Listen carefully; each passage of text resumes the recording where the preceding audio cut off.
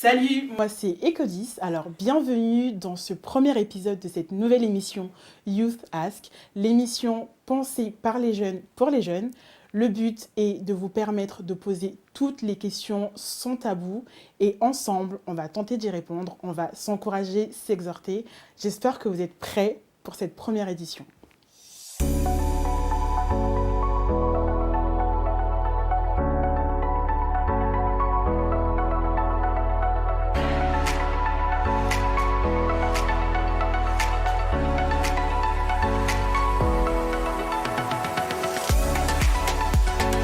C'est un plaisir pour moi d'être votre hôte pour cette nouvelle émission. Donc je suis Ecodis, je suis étudiante en marketing et communication. J'aime voyager, j'aime découvrir et j'aime un tas de choses. Mais j'aime surtout partager. C'est pourquoi nous sommes ici aujourd'hui. Alors le thème, c'est un thème je pense qui nous concerne tous. C'est être jeune en 2020. Être lycéen, être étudiant, être jeune actif. Avec l'année qui a été relativement difficile et qui n'est pas terminée. Comment est-ce qu'on peut s'en sortir? Comment est-ce qu'on peut se projeter alors que l'année semble chaotique? Alors, pour ce premier thème, j'ai avec moi un invité spécial. Je vais le laisser se présenter à nous et ensuite, on va discuter tout simplement sur ce thème-là ensemble. Alors, bonjour Joël. Bonjour Ecodis. Bienvenue. Moi c'est Joël, je suis étudiant en école d'ingénieur en système embarqué et automatique. Je suis donc en M1 et je fais mes études à Mulhouse et je vis sur Paris. Est-ce que tu as des passions, quelque chose que tu aimes particulièrement que tu pourrais nous partager? Je pense que je suis un étudiant banal, j'aime regarder des films, des séries. J'aime bien aussi la danse et servir à l'église aussi. D'accord. Alors, du coup, le thème, est-ce que ça te parle être jeune, du coup, pour ton cas, être étudiant en 2020? Comment est-ce que l'année a été pour toi, Joël? Cette année a été très différente des autres Ouais, et donc j'imagine. bien sûr ça parle à beaucoup et moi le premier. J'étais de ceux qui ont étudié en distanciel. D'accord. Étant donné que mon école était située à Mulhouse et que moi je vivais à Paris, j'ai dû rentrer à Paris et faire tous mes cours à distanciel. D'accord. Donc pour ma part, ça n'a pas été très très compliqué, mais je peux comprendre en tout cas qu'il y a eu beaucoup de difficultés sur la majorité des étudiants. Surtout que mon cas est un peu particulier, j'étais un peu dans un bon, comment dire, un bon espace familial. D'accord. Ouais. J'avais beaucoup de facilité pour pouvoir faire mes études à distanciel. J'avais un bon confort, mais j'imagine comment dire, le ressenti de ceux qui vivaient seuls, par exemple, et qui ont dû traverser cette épreuve un peu compliquée. C'est vrai, déjà que le confinement, psychologiquement, ça n'a pas été évident, avec un cadre relativement difficile pour certains. Mhm. En plus de ça, suivre les cours à distance, on n'est pas tous habitués, on n'a pas tous des conditions même qui nous permettent simplement de suivre les cours à distance. Et c'est vrai que c'est vraiment une question qui a été qui est revenue, et c'est une thématique qu'on voulait vraiment aborder parce que on n'est pas encore sorti, on est dans notre deuxième confinement, les cours ne sont pas encore terminés, certains sont encore en cours en distance, et donc le but vraiment est qu'on puisse s'encourager, s'aider à ce que l'année puisse être une bonne année et pas un échec, parce que c'est important, même si l'année est difficile, à la fin, il faut vraiment que chacun puisse réussir cette année et s'en sortir, grandir, et c'est très très important. Donc toi, en tant qu'étudiant, même si pour toi ça n'a pas été très difficile, mais est-ce que tu aurais peut-être des conseils, vu que pour toi tu arrives à bien suivre les cours à distance? Quels sont tes petits conseils, tes astuces pour ceux peut-être qui ont du mal avec ça? Alors oui, j'ai eu pas mal de facilité, mais c'est vrai que j'ai rencontré quelques difficultés, Mhm. notamment financières. Donc ça n'a pas été très très difficile, mais par exemple j'ai dû payer plusieurs mois de loyer du coup, Oui. tout en vivant du coup chez moi à Paris. J'ai dû payer mes loyers, mon électricité. Et bon, quand on se dit qu'on a de l'argent qui part comme ça, il y a l'État qui a donné quelques aides, Oui. mais bon, j'imagine que ça n'a pas été suffisant pour tout le monde. Et par rapport aux cours, j'essaie en fait d'en tirer vraiment un bon avantage, dans le sens où un cours à distanciel, du coup, c'est un peu à nous de l'organiser. Oui. C'est à nous en fait, on est en totale autonomie. Donc, par exemple, comme je suis en école, j'ai un peu les cours traditionnels. Donc, il y a les CM, les TD et les TP. Donc, les TP qui ont été annulés. Bon, pour ce confinement-là, les TP sont ouverts. Mais par exemple, pour les CM, l'important, je pense, c'était d'être un minimum connecté. Oui. Parce que, bon, on ne va pas se mentir, les CM, quand on est à la fac ou en école, c'est pas toujours évident. on est dans des amphis de 200 ou 300 pour certains. Et quand on a un prof qui parle, qui raconte un truc, on ne peut pas lui poser de questions parce qu'il doit enchaîner, c'est vrai que ce n'est pas évident. Mais quand on est à distanciel, justement, je pense qu'on peut tirer un bon avantage dans le sens où on se met dans un bon cadre, Oui. premièrement. Si ton lit, c'est un bon cadre, gloire à Dieu, hein. T'es bien, t'es confortable, Si tu dors t'écoutes. pas. Si tu dors pas aussi. Très Il faut important. faire attention. Ouais. Et oui, après, c'est surtout ça, en fait. Il ne faut pas se laisser aller. Je pense que c'est surtout ça. Parce que quand on suit ses TD, ses cours, déjà, je pense qu'on a fait quand même 80% du taf. Si tu arrives à suivre le tout, sans, on va dire, sans te déconnecter un peu, tu fais le taf. Mais après, la grande difficulté, et je pense que c'est dans n'importe quelles études, même le travail, je pense, c'est que les études, c'est très mental, en fait.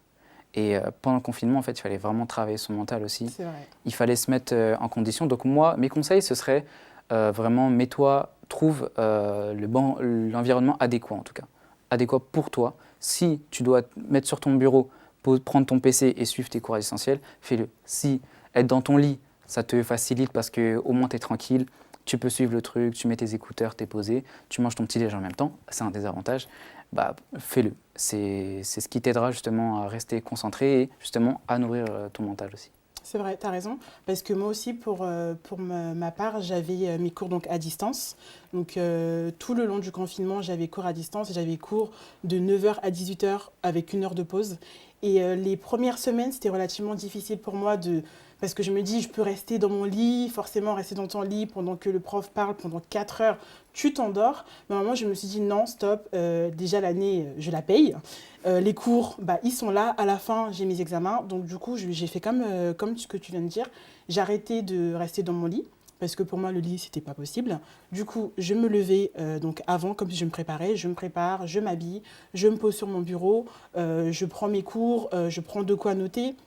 Moi, je me mets en condition finalement pour bien retenir le cours parce que ça reste un cours. C'est pas parce que je suis chez moi que le prof a changé son cours, que l'examen va changer. Non, ça reste les mêmes choses. Donc du coup, je me suis vraiment disciplinée pour suivre mes cours parce qu'à la fin, j'avais mon année à finaliser et il m'a fallu que je puisse me faire violence, enlever la paresse, enlever les prétextes parce que je suis à la maison, il y a du bruit. Non, je me suis dit non, c'est important. Il faut vraiment que je puisse me mettre en condition pour que je puisse réussir. Donc, c'est très intéressant ce que tu nous dis. Donc, vous nous avez posé des questions sur les réseaux sociaux, notamment sur Instagram, sur le sujet. Donc, chacun a pu poser ses questions. Bien évidemment, toutes les questions sont anonymes. C'est pourquoi on vous invite à poser toutes les questions qui vous passent par la tête. N'ayez vraiment pas peur, on va divulguer aucun nom, au contraire. Et le but, c'est vraiment que on puisse tout simplement échanger sur ces questions, apporter des éléments de réponse, vous encourager. Et même si on n'a pas toutes les réponses, ce n'est pas grave. Au moins, le fait de parler, c'est toujours bien. Alors, j'ai quelques questions que je vais te poser, Joël. Donc, tu vas y répondre, je vais y répondre tous les deux. Okay. Comme ça, ça va être un peu plus fluide entre nous. Alors, pour les questions, j'ai une question très intéressante. Donc, j'ai des difficultés dans certaines matières. C'est dur de ne pas décrocher. Comment faire ? Alors, je pense que c'est quelque chose que tout le monde rencontre. Ouais. Parce que je pense qu'on n'est pas toujours, attiré par certaines matières surtout. C'est vrai. Parce que quand on aime quelque chose, en tout cas pour ma part, je trouve une facilité en tout cas à m'y intéresser, à travailler, à mettre de l'énergie dedans. C'est vrai. Et je pense que c'est un peu là où il y a un problème des fois. Après, bien sûr, des fois, les cours sont compliqués. Ça, c'est sûr. Mais je pense que aussi, quand les cours sont bien donnés, en tout cas, on a vraiment matière à pouvoir travailler ça correctement. Donc, comme je parlais de CMTD, c'est un peu ce que je connais. Mais après, j'ai fait aussi une prépa. Donc, là, on n'était pas en CMTD du tout. On était en cours. Mais c'était un peu le même principe. Tu as ton cours, tu as ton TD. Moi, personnellement, ce qui me facilitait la tâche, c'était de faire plein de fois un TD. Pas forcément un TD, mais d'en faire plusieurs. Parce que dans une matière, souvent, c'est toujours la même chose. Hein. En fait, on a un cours, on a des définitions, on a des problématiques, des exercices. Et via le cours, en fait, on essaie d'y répondre et de trouver des solutions, etc. Et je pense qu'il est important, en fait, c'est comme dans le sport. Il faut s'entraîner. Comme dans même chaque chose, j'ai envie de dire, quand on veut...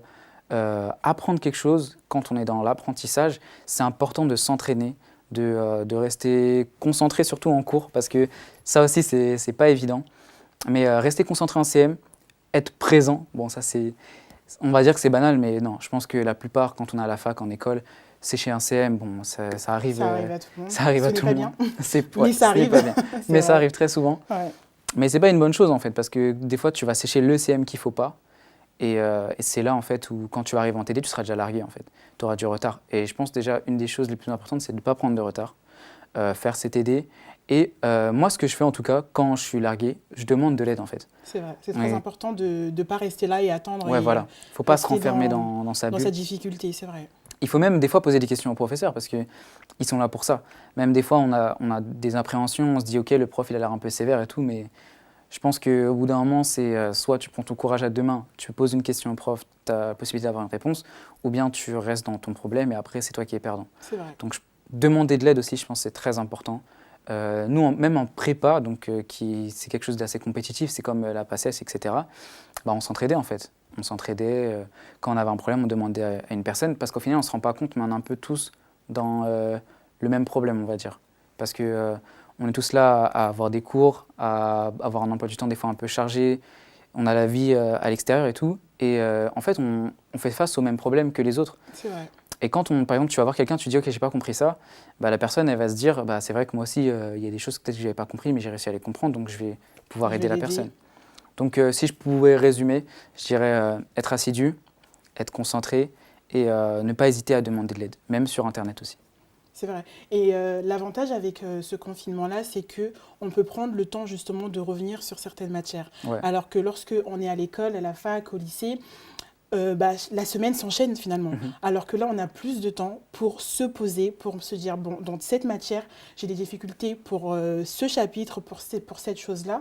Donc, prendre le temps de faire des recherches sur Internet, de demander justement aux gens de la classe ou à d'autres personnes qui s'y connaissent. Et je pense vraiment profiter de ce temps de confinement pour comment dire ça, pour ôter toutes ces lacunes finalement. Et comme tu as dit, ne pas prendre davantage de retard. Ouais. C'est vraiment ça le plus important. Mais c'est vrai que c'est très dur de ne pas décrocher, surtout lorsque c'est une matière difficile, c'est une matière qu'on n'aime pas. Mais il faut vraiment garder à l'esprit que c'est important, même s'il y a comme toutes les matières, il y a des matières qu'on va aimer plus que d'autres. Mais justement, les matières qu'on aime moins, les matières où on a le plus de difficultés, justement, mettre plus d'efforts pour y arriver. Ouais.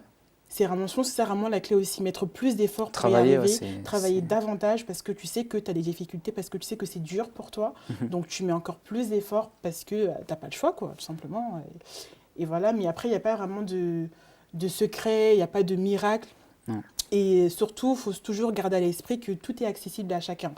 C'est parce qu'une matière est difficile pour toi que tu es bête, que tu n'es pas capable. Non, il y a des gens qui comprennent plus facilement. Des fois, c'est la méthode qui est mauvaise. Ouais.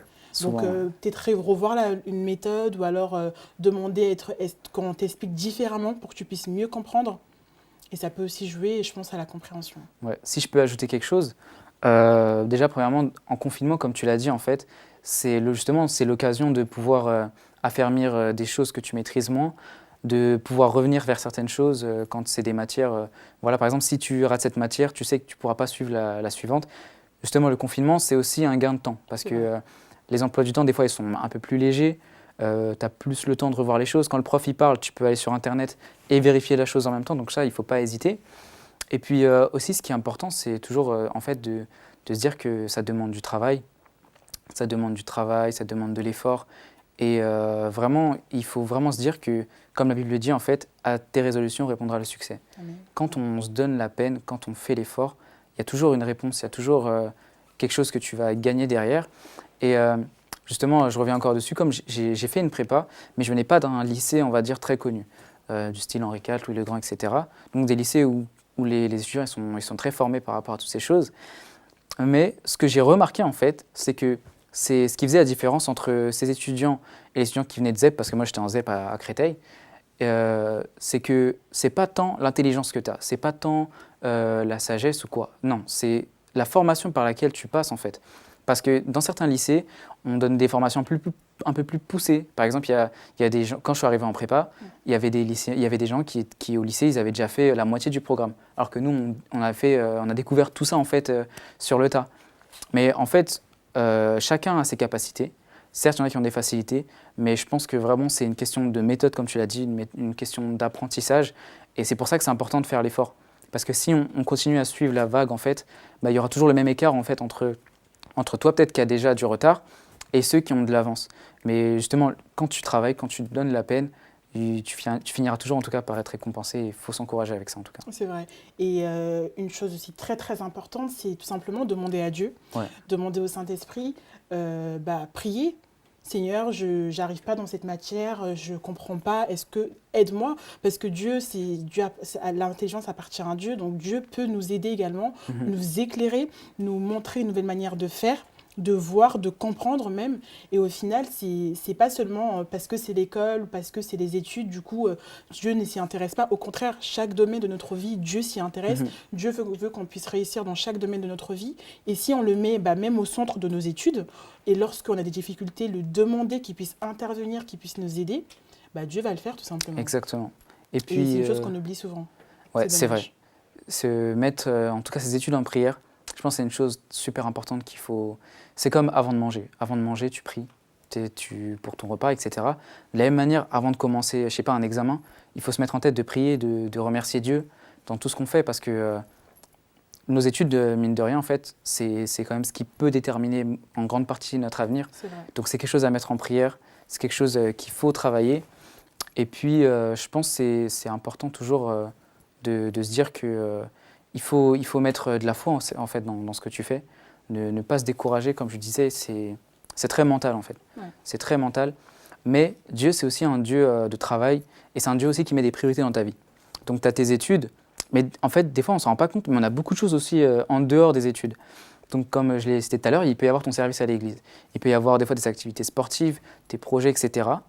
Et des fois, on ne s'en rend pas compte, mais on met tellement d'énergie dans toutes ces choses que quand on y vient en fait aux études, qui est quelque chose peut-être qui nous passionne moins que ce qu'on fait à l'extérieur, et ben on a déjà en fait une dose d'énergie en moins par rapport à ce qu'on avait de base.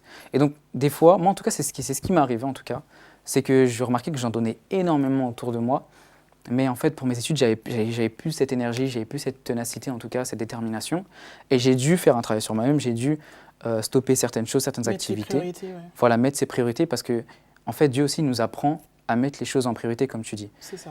Que ce soit dans tes relations avec ta famille, peu importe. Mais en tout cas, les études qui fait partie de ton avenir, qui fait partie de ce que tu es aujourd'hui. Il y a des gens aujourd'hui, ils sont businessmen, ils sont médecins, tout ce que tu veux, mais toi, aujourd'hui, tu es étudiant. C'est ce que tu es. Ta priorité, c'est tes études pour l'instant et se concentrer sur ça. Exactement. Et travailler pour et demander à Dieu également de... Finalement, on fait notre part et Dieu fait sa part aussi. C'est Exactement. tout simplement ça. Merci en tout cas, Joël, pour ces éléments de réponse. De rien. Donc, j'ai une deuxième question à te poser, Joël. Donc, la question dit... j'ai l'impression de ralentir dans mes études et surtout dans ma marche avec le confinement. Donc, je suis découragée. Donc, vraiment, c'est une personne qui est découragée avec le confinement, donc l'impression qu'elle ralentit, qu'elle n'avance pas. Est-ce que tu aurais quelque chose à nous partager par rapport à ça, au fait de ne pas se décourager, notamment avec le confinement?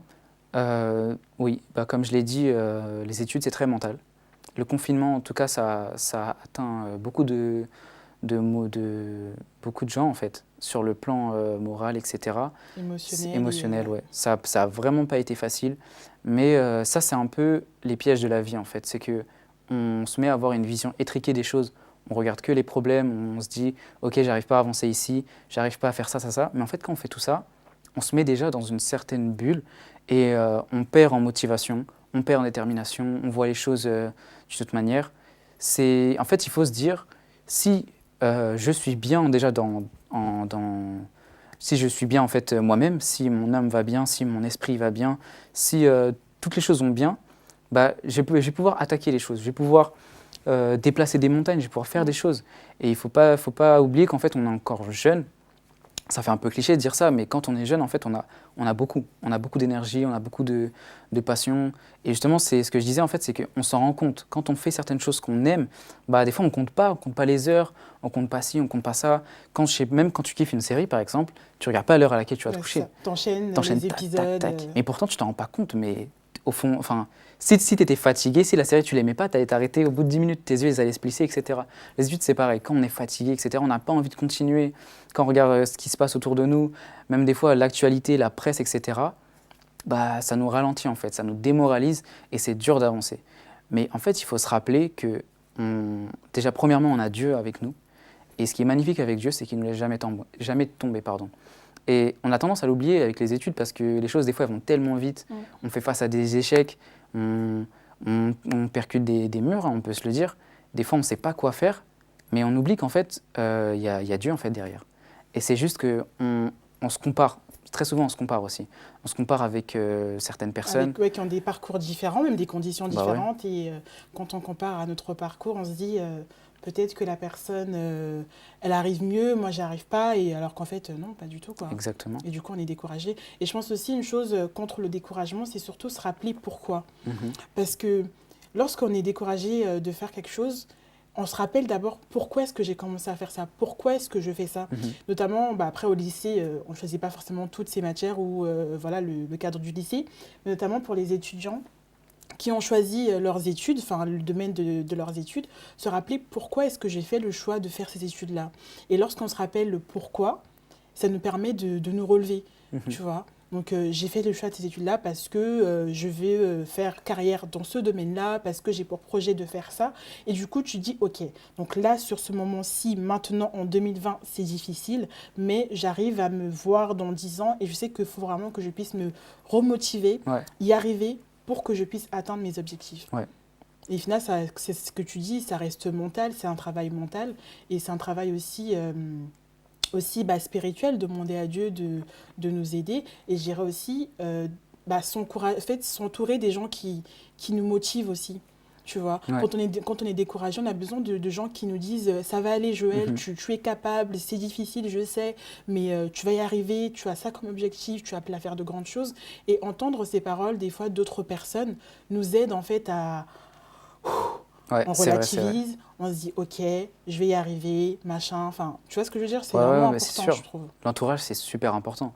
Et c'est pour ça que, comme je le disais au tout début, je pense que pour moi, ça a été facile parce que j'ai un bon entourage. J'ai une famille, j'ai un foyer. Et ouais, c'est vraiment une grâce de Dieu, en fait, se dire qu'on a un équilibre, en fait, qui fait que quand toi, ça va pas, c'est pas ton monde qui s'écroule, c'est juste toi qui peut-être t'es un peu abattu. Mais il y a tellement de choses autour de toi que, bam, tu te relèves. Et c'est important aussi de ne pas être seul, en fait, comme tu le dis. Et même tous les deux, on a déjà discuté d'études, quand ça allait pas bien, etc. Et je sais que pour ma part, moi, ça m'a fait du bien. Et se confier à quelqu'un, c'est toujours très important. Et c'est pour ça que je dis, en fait, on a une vision assez étriquée des choses. C'est parce qu'on a même des gens autour de nous, mais en fait, Dieu est tellement là, tellement présent, il ne va jamais t'abandonner. Moi, pour ma première année en école d'ingénieur, j'étais dans une filière en fait, qui est très différente de ma prépa. Mais ça rentrait quand même dans le cadre, en fait, c'est la formation d'ingénieur, etc. Et j'avais beaucoup de matières que je ne maîtrisais pas, en fait, que j'arrivais. On était très peu, en fait, à ne pas avoir fait ces choses-là. Et quand tu arrives, tu te sens largué. Et j'ai même été voir un prof, je lui ai dit, bon, j'ai l'impression que j'ai pas étudié en fait ce que les autres ils ont fait, etc. Et il m'a dit, bah, falloir en donner plus, etc. Et c'est vrai que ça n'a pas été facile. Et je m'en étais beaucoup remis à Dieu en fait. Et limite, en fait, j'avais peur de certaines choses. Je me disais, mais purée, imagine je rate en fait, imagine je réussis pas. Et en fait, quand j'ai vu que j'ai réussi en fait à passer tout ça, quand j'ai pris du recul, je me suis dit, waouh, mais je me suis inquiété pour tellement de choses. Mais en fait, Dieu était là. Et c'est ces épreuves de la vie qui te font te remettre en question et qui te forgent, en fait. Qui forgent ta foi, qui te forgent à comment avancer et surtout à comment ne plus reproduire les mêmes erreurs. C'est vrai. Les échecs, c'est plus important. Ouais, les échecs, je pense que c'est important quand tu les rencontres de te souvenir pourquoi tu as échoué, comment tu as échoué. Mais surtout, il ne faut jamais s'arrêter à un échec. Si tu étais en bac plus 3 et que tu repasses en L1 pour changer d'orientation, mais en fait, c'est pas grave. C'est pas parce que tout le monde fait un parcours, on va dire, tout droit, où toutes les choses vont parfaitement, que ça ne veut pas dire que tu n'as pas le droit d'échouer et de ralentir, en fait. Il faut juste, il faut pas se comparer aux autres, il faut faire son chemin et simplement s'épanouir dans ce qu'on fait. D'accord. En tout cas, merci Joël d'avoir répondu à ces deux petites questions. Merci à toi. Donc, si vraiment je devrais résumer tout ce qui s'est dit, on a dit que les études, c'était vraiment mental. Et c'est vrai que ça arrive à tout le monde d'être découragé avec l'année que nous vivons, qui n'est pas encore terminée, qui est difficile. Mais en tout cas, il ne faut pas se décourager. Dieu est là. dans nos études, dans chaque domaine de notre vie. Dieu est là encore plus dans nos études. Donc, il faut faire sa part, travailler, mais surtout faire confiance à Dieu, s'en remettre à lui et du coup être deux partenaires pour réussir ces études. En tout cas, merci Joël, c'était un plaisir pour moi un grand plaisir de te recevoir pour cette première édition. C'est vrai. Donc, j'espère te revoir pour les autres émissions. Merci.